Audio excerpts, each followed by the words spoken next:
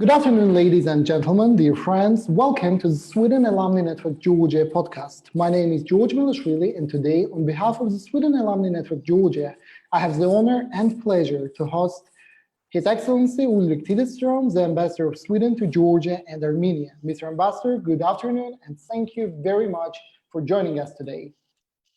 Thank you, George. It's really a pleasure to be here today. And if I may, also thank the entire alumni network, its board, and all the members, and of course also greetings to anyone else joining us for this chat. The Sweden Alumni Network in Georgia has been named by the Swedish Institute as the best Sweden alumni network in the world. How about that?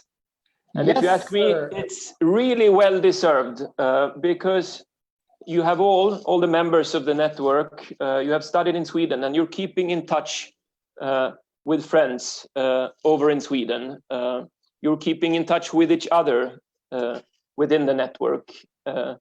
And something that makes me very happy is that you keep in touch with our embassy here in Tbilisi. And I know that you are doing so much important work in your ordinary jobs and through the network, not least on environmental issues, but also many other things. So thank you for inviting, and thank you for having this fantastic network. Well, we're trying to do our best, and we're really grateful for all the support we have from you, from the embassy, and from the people of Sweden. Before we start the interview, I just wanted to make a very brief review how the relations between Georgia and Sweden have evolved.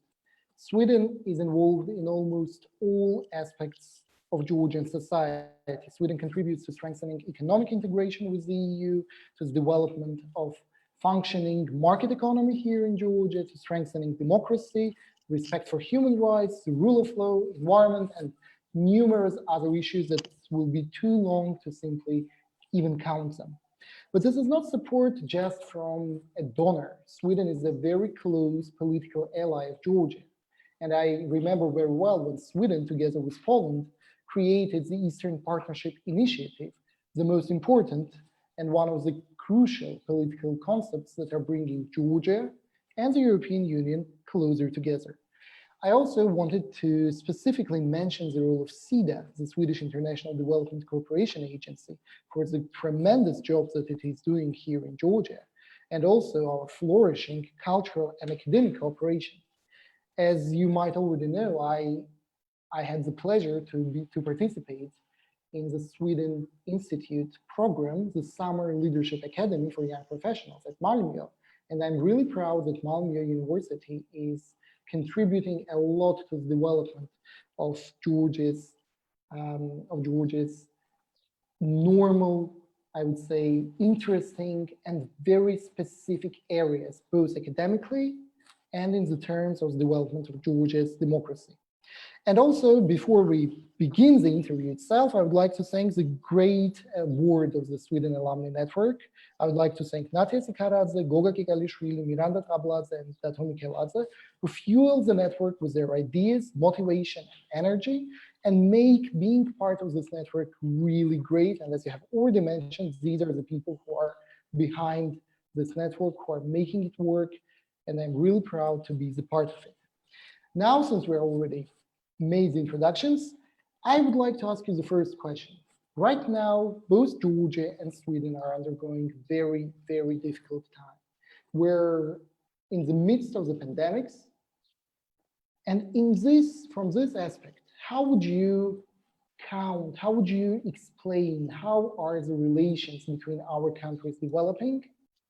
And is there anything that Georgia might learn from Sweden in regard of the pandemics, or maybe even Sweden might learn from Georgia as well? Well, let me first say how impressed I am, and I know this goes for all the foreign diplomats and other foreigners living in Georgia, how impressed I am by how Georgia is handling and responding to this global crisis. I think it's something quite amazing how the authorities are managing the crisis, the frontline responders in healthcare, the law enforcement agencies, actors in civil society, all the frontline responders doing such an amazing job, and how the people of Georgia has really come together in full solidarity in this fight against the virus and the pandemic. So it's quite impressive, and I consider myself very lucky to be here also for this reason, the successful struggle by Georgia and the people of Georgia to fight the pandemic. Now, you asked about how Sweden is trying to support Georgia in the crisis response, and of course also in the post state of emergency recovery, because indeed we believe, and I think everybody would agree, that no single country can fight this global crisis and this pandemic alone. We need international cooperation. We need to support each other. And we're trying to do that in Georgia from the Swedish side in three different ways. One is through our bilateral programs and projects, where we have, together with our Georgian implementing partners, made adjustments to many of these programs and projects to meet the needs that this crisis has caused. And we have also initiated support to new projects in our portfolio. For instance, we have very recently decided on a quite substantial grant to the Red Cross in Georgia. And one example of how we have adjusted already ongoing programs is that we have been possible to provide support to the National Center for Disease Control through something called the Governance Reform Fund that Sweden has been funding for quite a number of years. So this support to the NCDC is about creating and launching a special e-learning platform for up to 4,000 frontline healthcare workers. So these are a couple of examples from our bilateral programs. And then secondly, Sweden is of course part of Team Europe. And you are probably well aware that Team Europe, the EU and its member states and our development banks have provided quite massive financial support to Georgia, both in terms of new grants and in terms of favorable loans in the form of microfinancial assistance. So that's our second way of making sure that Swedish support reaches Georgia in this difficult period. And the third one is through multilateral channels. You know probably that Sweden is one of the bigger donors to the UN system and the United Nations development work. And we have, on top of that, added new support, new financing through the UN system that also benefits Georgia. Same thing with the Council of Europe. I saw just the other day that the Council of Europe is providing protective equipment to the Georgian penitentiary system, to guards, to inmates. And we are a big contributor or donor to the Council of Europe's actions in Georgia. So in these different ways, bilaterally, through Team Europe and through multilateral channels, we are trying to support Georgia. Yes, George. Thank you very much, Mr. Ambassador. I would like to once again thank you and the people of Sweden for all the support we have. My question is also related to the future relations between Georgia and Sweden after the pandemic. Yes. What political steps would you expect when this crisis ends? Or maybe what else can we expect? Are there any benefits that Georgia and Sweden might have when it all ends? Or maybe should we expect some negative aspects? What are your expectations? Thank you. That's a very good question. I am very positive and happy about the current state of Swedish-Georgian relations. And if you don't mind, I would say a few words about that. But I'm also very optimistic for the future. Now, you mentioned a lot of it in your introduction, George, but nevertheless, if you allow me a few words about how I see our relations and the future of our relations. Indeed, there is a special bond, I would argue, between Sweden and Georgia. It's more than just a relation. I would call it a friendship, and a precious one, and it's mutual. And I often get the question, why is Sweden, a relatively small country, quite far away from here, why are we so engaged in Georgia and for the continued development of Georgia? Why are we, for instance, one of the leading actors in development cooperation with Georgia, having invested by now more than 600 million lari of Swedish taxpayers' money to support the reform work in Georgia. And that's not counting our support through the EU and other multilateral channels, where we also have a significant share. And why is Sweden a leading participant in the EU monitoring mission? We've been there from the start. By now, I think we've had around 200 Swedish monitors participating in the EUMM. Well, the reason for our engagement, which is not going away, the reason is quite simple. It's about solidarity, and it's about being stronger together, because we genuinely believe that the more secure and the more prosperous and the more democratic Georgia becomes, the closer we get, the better for both of us.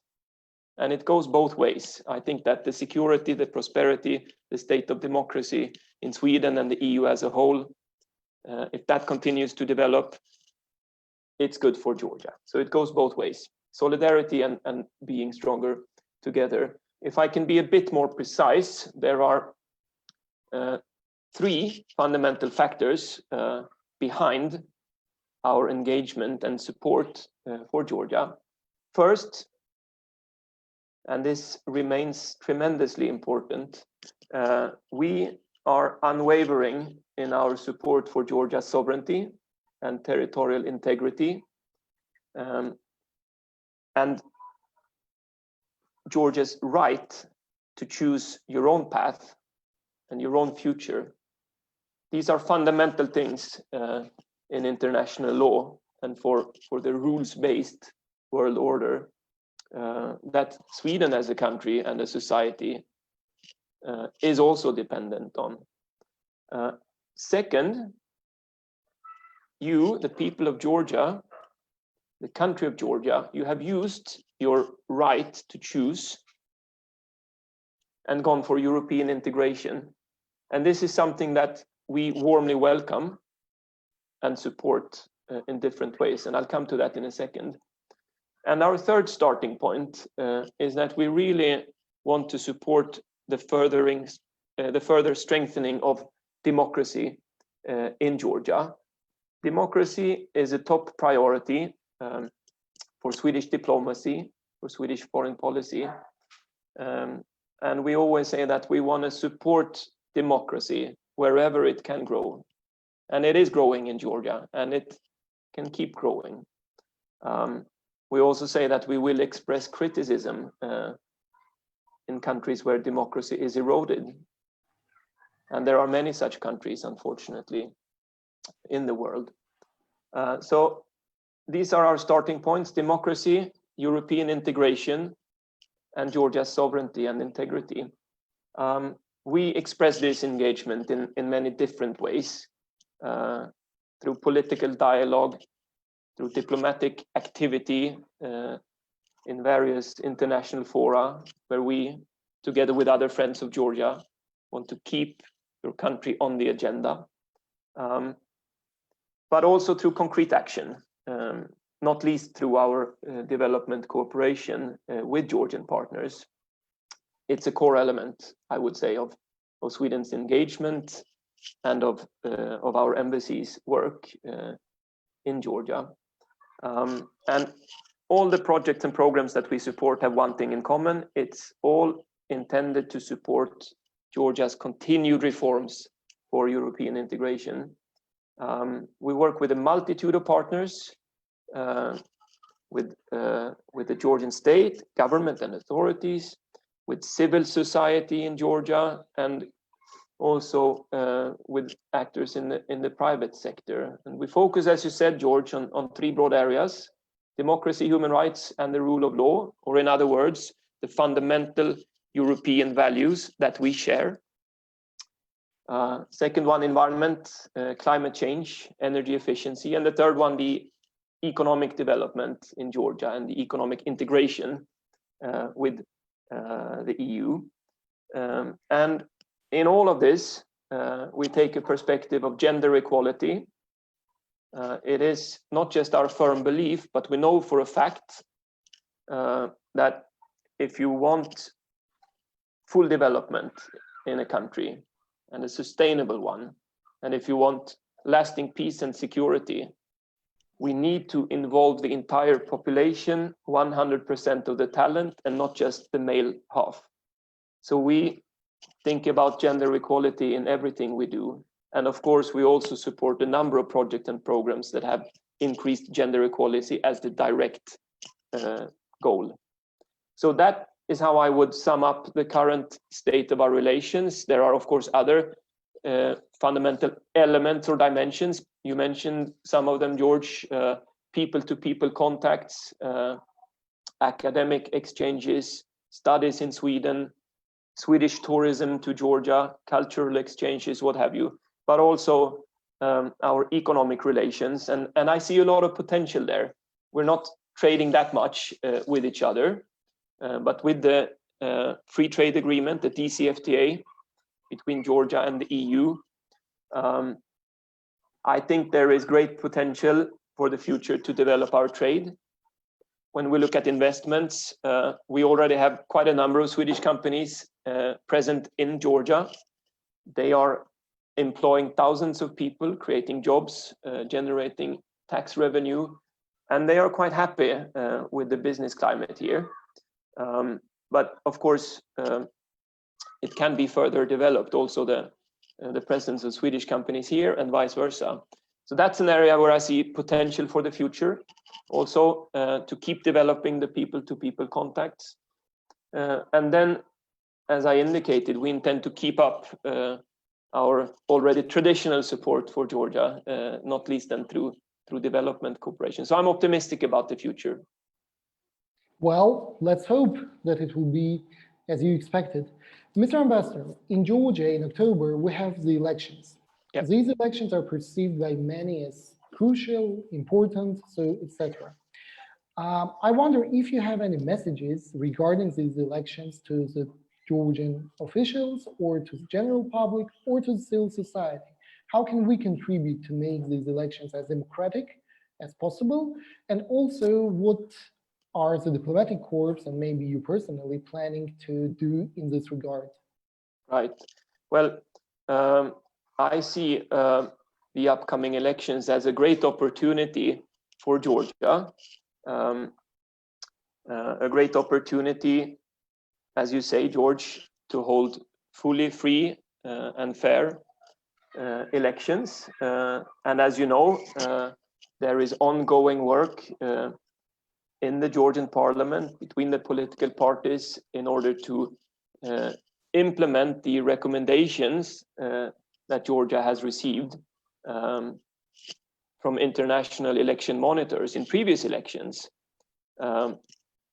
So great opportunity to hold really, high quality elections up to the highest standard.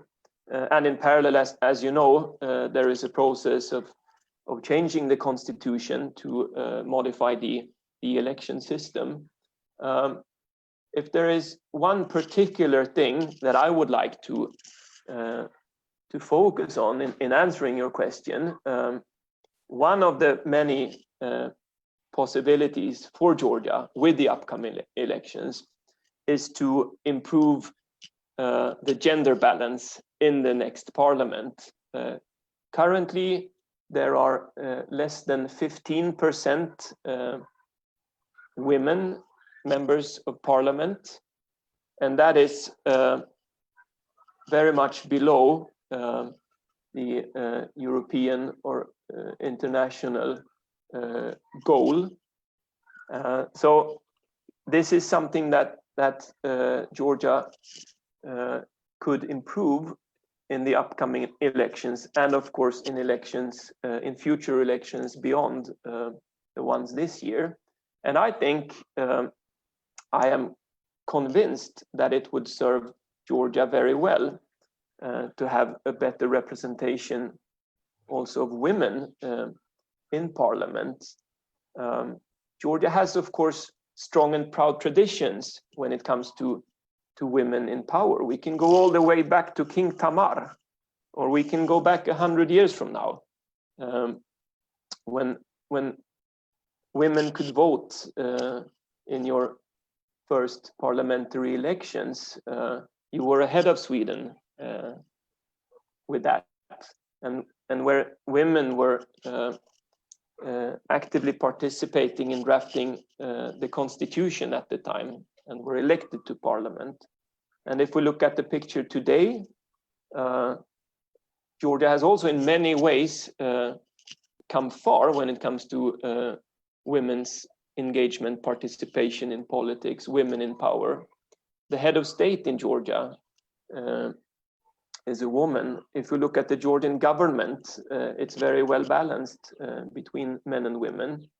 But if we look at the national parliament, or if we look at the local level, women are very much underrepresented. And why do I think that it would serve Georgia and any country very well to aim for a better balance? Well, ultimately, it's of course a question of rights. The rights of women to engage in politics on equal terms as men, and the rights of voters to have the full selection.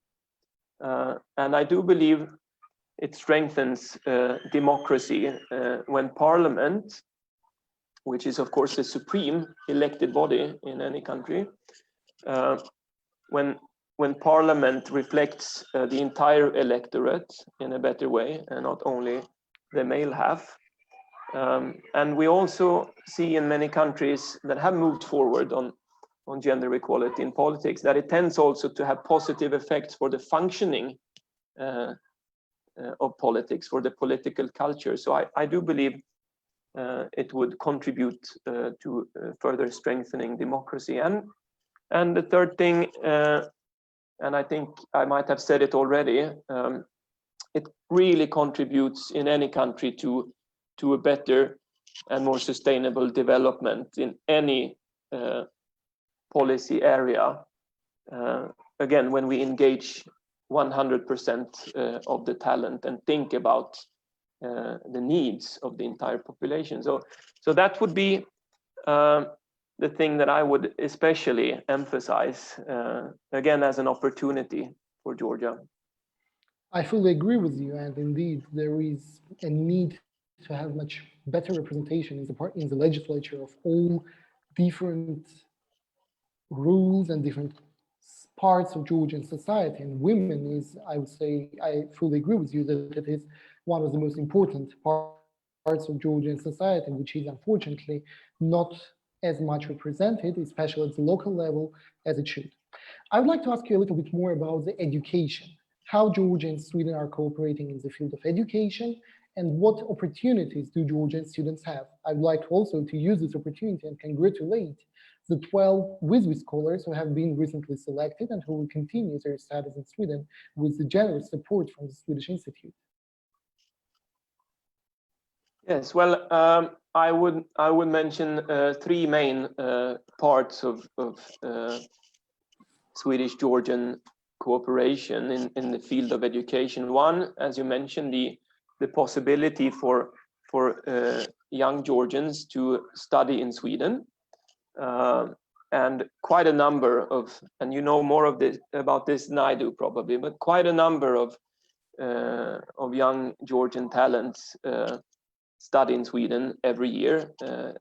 Anything from fully fledged 2-year master studies to shorter summer trainings or courses, PhD studies, the entire spectrum. And there are plenty of opportunities for Georgians to apply for scholarships in Sweden. There is a special website that contains all the information. I think it is Study in Sweden.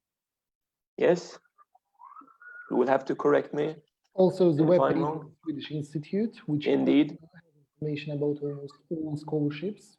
Yes, so this is one element of our academic and educational exchange. Another one is, of course, the cooperations that exist and partnerships between universities in Georgia and in Sweden. That is also very important. And another thing that I believe could be gradually developed further. And the third element that I would mention are the training programs in Georgia for civil servants in the public sector, for women in business, for other young professionals, programs that we are financing. So that is also education. And so many talented people in Georgia, women and men, have undergone these trainings also in Georgia. And we find many of them in very interesting positions, both in the private sector and in the public sector. And when I speak to alumni from these trainings, they say that they found it quite useful. So thanks to our Georgian implementing partners for those programs. So a lot of things are happening between our countries when it comes to education. Yes, indeed, and it's almost impossible to cover everything in the short times that we have. As we already have to move towards the end of our interview, I would like to ask a personal question to you. Sure. How are you dealing with pandemics? How is your family dealing with all these lockdowns and the policies that we all have to implement to ensure health and security for all of us? Well, thank you for asking. We are, again, we consider ourselves very lucky and fortunate to be in Georgia. We've done that since we moved here almost 2 years ago, but it also goes for this difficult period that we're all going through. We're lucky to be here. I would mention two things that have the two things that have changed the most for me. One has to do with our embassy. We, of course, back in March, completely changed our working model, just like so many other organizations in Georgia, and switched to remote working. So that has been and continues to be a big change from how it used to be. So I spend less time in the office than I normally do, and I spend more time at home trying to work. And the other big change for us is that our 3 kids have been doing their schoolwork from home for more than 3 months now. That has not been without challenges, obviously, but I'm really proud of them, as always, because they are really trying their best. When needed, I try to help out with the schoolwork together with my wife. So it's actually going quite well. Mr. Ambassador, we also have some raised hands here. So if you do not mind, I would like to take 1 or 2 questions from the audience. Please do. And then I think we can stop the meeting. So Shorena Barbakaza has raised her hand. Shorena, please, welcome. You should be able to speak already. Yeah. Excellent. Yeah.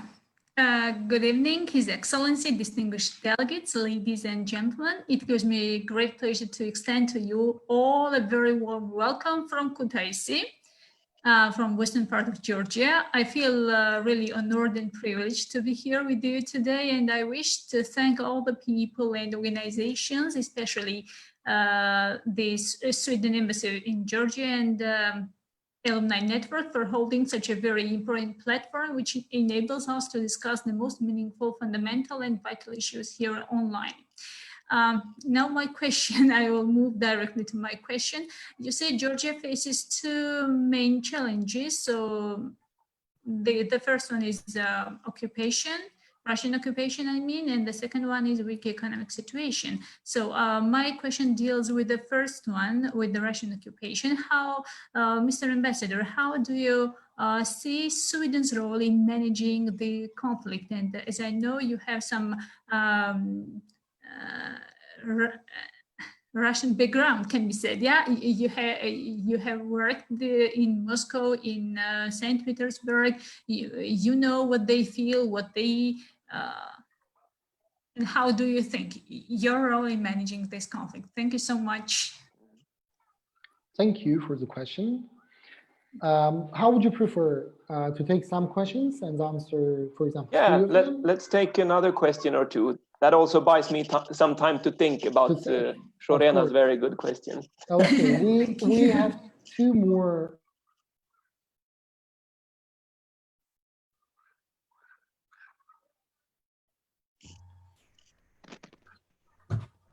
Good evening. First of all, thank you for dedicating your time to us. So my question is kind of specific. You have talked a lot about the issue of women representation in Georgian legislation and not only. And I have such question for you. So there is a kind of, sometimes maybe not always, but there is a discussion about setting up some kind of artificial quotas in order to ensure this representation. Particularly for me, this is more like something unacceptable as far as it's artificial, but I'm curious, what's your attitude towards this point, particularly about setting up the quotas of women in legislation? Thank you, Guram. And the third question from Lasha Loria. Lasha, can you hear us? Hello, Mr. Ambassador. My name is Lasha Loria. I was studying in Karolinska Institute at Health Policy and Management. So that study helped me a lot because now I'm working as a public health teacher at the Tbilisi State University lecturer. Thank you, Sweden and the Svenska Institutet for that. My question is a little bit simple.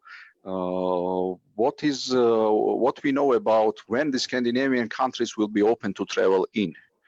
And will be Georgians allowed to go there as a tourist or just by business for a business and visit Sweden, Norway, Denmark? Just this small question. If we know yet. Thank you. Thank you. So we already have three questions. The first one about occupation and also how do you perceive Russians and how to deal with them from your perspective. Second one about gender quotas in the parliament. What is your attitude towards them? And the third one, when shall we have an opportunity to travel to Sweden? Yeah, three good questions, and I'll try to be brief, and then maybe we will have time for, how much time do we have left, George? It depends on you. I think that we can take another round of questions. I will be here as long as you wish. Okay, but I'll try to be brief so that we can take at least one more round of questions if there are more questions. So first, Shorena's question, and good to hear that you're in Kutaisi, wonderful city. I was there, for instance, last spring to celebrate Kviriloba, is that the right? Kviriloba, yeah. Kviriloba, yeah. Wonderful experience, and I hope to be able to come back next year for that. So we do not accept Russia's aggression towards Georgia, just like we do not accept how Russia is acting vis-a-vis Ukraine. As I said earlier, we fully and in an unwavering way support Georgia's sovereignty and territorial integrity. And one way of making that support clear is that we, together with other friends of Georgia and other friends of international law, because we're talking now about very fundamental rules in international law, together with others, we try to keep the conflict in Georgia on the international agenda so that it is not forgotten, and so that nobody would get the idea that we somehow consent by being silent, if you see what I mean. So that's one thing. Another thing is, of course, our participation, very active participation in the EU monitoring mission, which, as you know, is the only international presence on the grounds.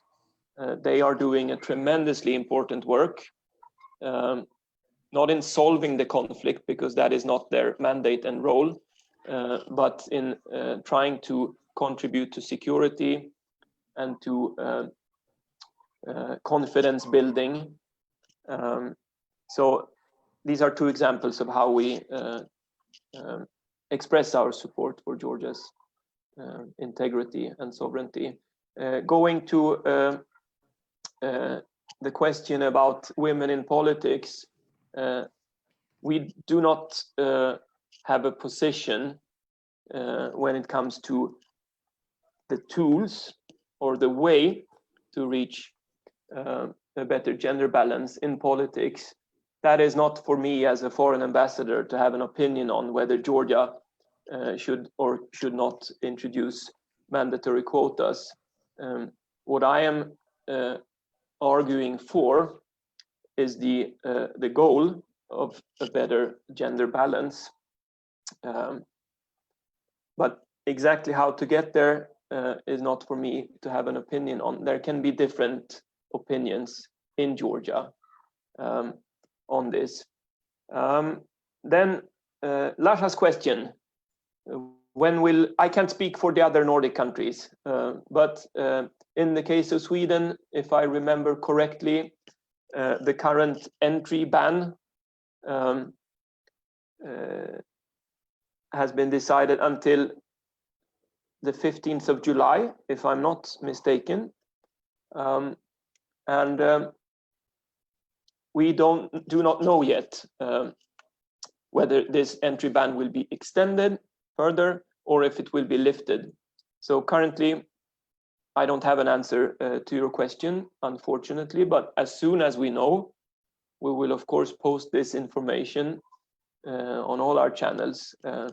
So as soon as anyone knows, you will also know. And I'm really looking forward to the day when we can start welcoming Georgian visitors again to Sweden. I also hope that this day will come quite soon.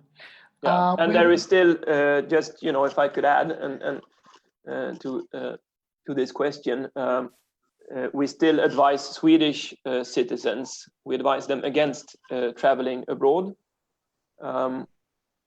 We have our government very recently said that it will be okay to travel within Sweden during the summer. But when it comes to traveling abroad or to letting people in, there are still restrictions. We have two more questions, one from Nini Saladze, and I will give her the floor. Good evening. Okay, good evening, Mr. Ambassador, dear delegates. Thanks, first of all, thanks for this amazing opportunity, and thanks for the Georgian European Institute for this platform. And as for the question, as you mentioned, in Georgia and Sweden cooperation, there are three fundamental factors, and one of them was the strengthening of democracy. What do you think, what are the main challenges Georgia is facing regarding the strengthening of democracy? And generally, what are the main threats in this process? Thank you for the question. Now we'll take another one. Nino Sikhelashvili. I'm sorry for my... Nina, can you hear us? Yes, sorry. Good evening. So again, thank you for having time for us to discuss with us, like as the young generation of Georgia. I have a bit general question, but I'm more curious about your personal perspective. Like in most of the times, we know that Georgia is mentioned along with Ukraine. That, for example, we will become the members of the either European Union or NATO. So my question is, from your perspective, like mentioning Ukraine along with Georgia does not make the situation more tense, because we know that Ukraine has much more exclusive importance for Russia in comparison to Georgia. It is like, from your perspective, not as the position of your country, but like to take it as a natural party. How does it sound for you? So thank you. Thank you. I do not see any more raised hands, so it means less time for you to think about answers. Okay. Investor. I thought someone would ask about the current situation in Sweden when it comes to the pandemic, if it is of interest. It is, of course, of interest, and also all those fakes that we have seen around Sweden. It will be really interesting to hear actually what's going on, what is the truth, and what is not. So let's add that as a third question. But first, you asked about democracy in Georgia. And of course, the Georgian democracy has come quite far. And I'm sure you will agree with that. Now, you're never done with building democracy. That goes for Sweden, that goes for Georgia, that goes for any country. I think that democracy is something that we have to rebuild and build on all the time. And, you know, there are many elements of democracy. And one thing that where I am, one example of a pillar of democracy that I'm so impressed by in Georgia is your active and diverse and vibrant civil society. I think this is a huge asset to any country, and that includes Georgia. It's really an asset because the organizations and activists in your civil society are tremendously important for the functioning of democracy. So please hold on to that. Another pillar of democracy, of course, is media. We need in all our countries free and independent and professional media. Again, in Sweden, in Georgia, in any country, that is something we can always continue to build on. And then, of course, something that we have been supporting a lot and will keep supporting is the continued strengthening of the institutions in Georgia. We need independent and professional institutions for democracy to function, for the development to continue. So these are just some of the elements where we are working together with Georgian partners. And we'll keep doing so. Then I'm not sure I have a good answer to the question about sort of mentioning Georgia and Ukraine together. I guess it depends on the context, on the situation. One context or where I think it's natural to mention Ukraine and Georgia together is the Eastern Partnership. We didn't talk much about that today. We can do it some other time.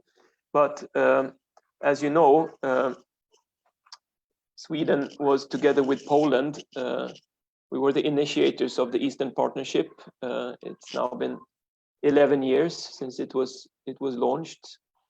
And the main goal of the Eastern Partnership has been and continues to be to support continued reforms in all the 6 partner countries, including Georgia and Ukraine, and with the core aim of bringing Europe closer together. And when we celebrated the 10th anniversary of the Eastern Partnership last year, I think we all agreed, the partner countries and the EU countries, that it has been a success. The Eastern Partnership has transformative potential for political and economic integration. It really provides a whole box or set of tools for countries like Georgia and like Ukraine that aspire to govern and live by European values and norms. And looking ahead, I see, and Sweden sees, a lot of potential also for the future with the Eastern Partnership, and we will keep pushing for an ambitious agenda. So I think in that kind of context, to talk about the Eastern Partnership, it makes a lot of sense to mention Georgia and Ukraine together. Georgia, Ukraine, and Moldova, you are the 3 countries that have association agreements with the EU and deep and comprehensive free trade agreements. So a lot of things in common there. Other than that, I'm not sure I have a good answer to this very good question. You will have to allow me to think about it, and then we can hopefully find a way to keep discussing that. Now, as for the situation right now in Sweden, it is very serious, just as it is globally. It's a situation without precedents in modern times. Sweden has been hit hard by the global pandemic. As of today, we have 48,000 confirmed cases, and we have 4,800 COVID-related deaths. As you said, George, there has been quite a bit of international attention around how Sweden is handling this crisis and how we are responding. And indeed, there have been some misunderstandings and also some cases of deliberate disinformation.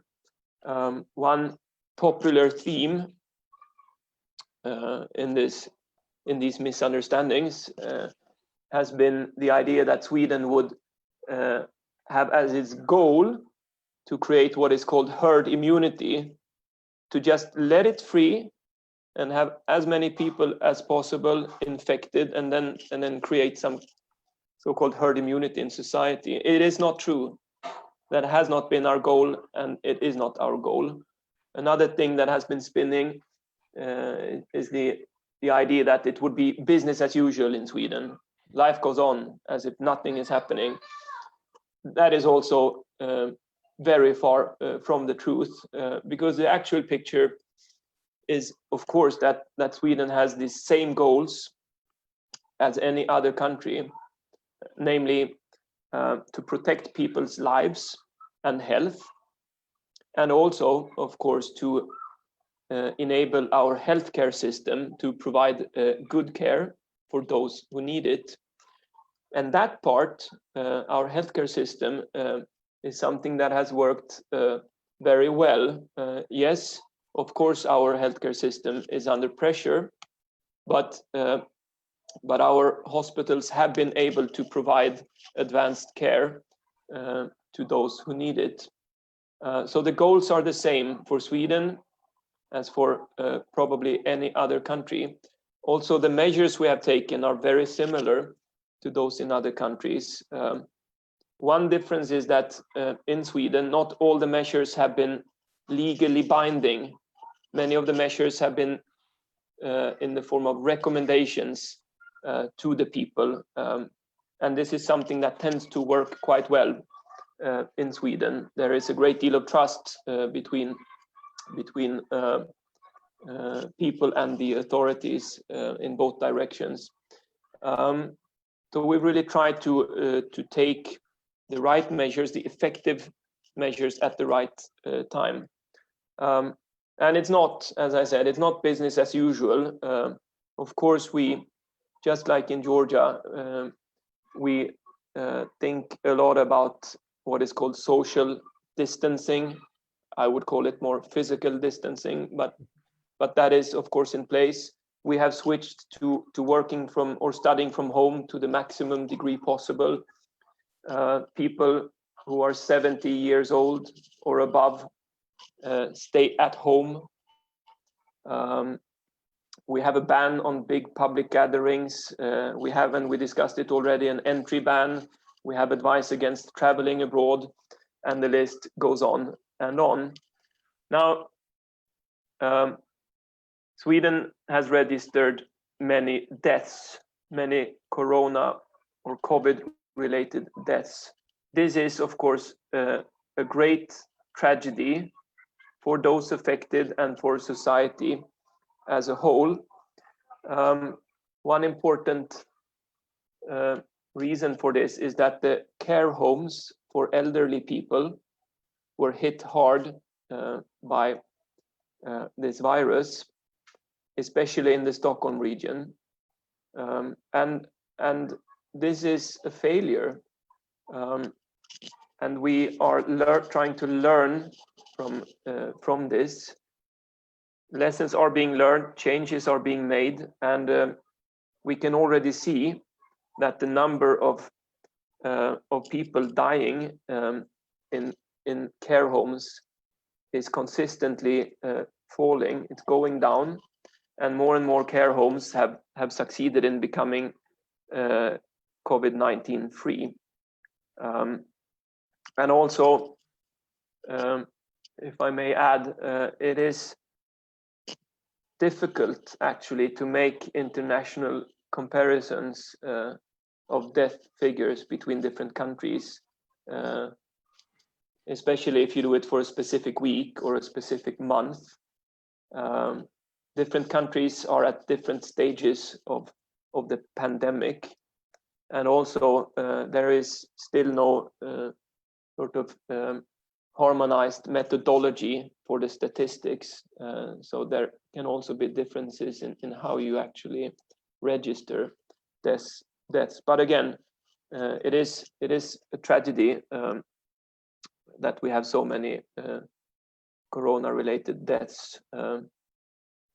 Also, of course, the economy in Sweden has suffered.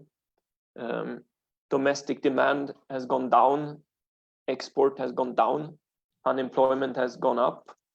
The government, of course, has taken and continues to take extensive measures to save people's jobs and livelihoods, and to mitigate the financial impact on companies and organizations.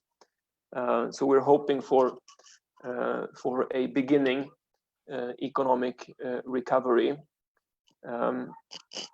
This pandemic isn't over. We are still in a crisis situation, but if I may end with something on the positive side, again, our healthcare system is doing okay. There is intensive care available and has been throughout the crisis in our hospitals. We see that the number of deaths is beginning to go down. And as I mentioned, the care homes for elderly people are doing better now. The number of tests conducted every week is going up. Last week it was close to 50,000 tests in 1 week, and it's going to continue to increase. And when we ask our regions about their forecast for the coming days and weeks, by now more than half of our regions give sort of a positive forecast for the future, that again, the crisis isn't over, but at least it is not deteriorating, but on the contrary, we're getting a grip of it. So that would be my my attempt to describe the current situation in Sweden. And if you have questions, please ask them on this topic or any other thing. If George is still okay, with one or two more questions. Thank you very much. We're running out of time that we agreed on, so I do not want to use your time in the most improper way. So thank you very much for this great opportunity, for this meeting with the Sweden Alumni Network. I hope that this will become a tradition and we will have you next year as well and the years to come. So many thanks to you. I would like to thank the people of Sweden for the support that Georgia has from you. And definitely, I do wish to hope that this pandemic will finish soon and that we will have an opportunity to both meet in person and travel to Sweden, and that the people of Sweden will have an opportunity to travel to Georgia. Thank you very much. This meeting is over. Thank you, George. It was a pleasure, and thank you everyone for listening in, and thank you for all the good questions. Best of luck to all of you. Be safe. Goodbye.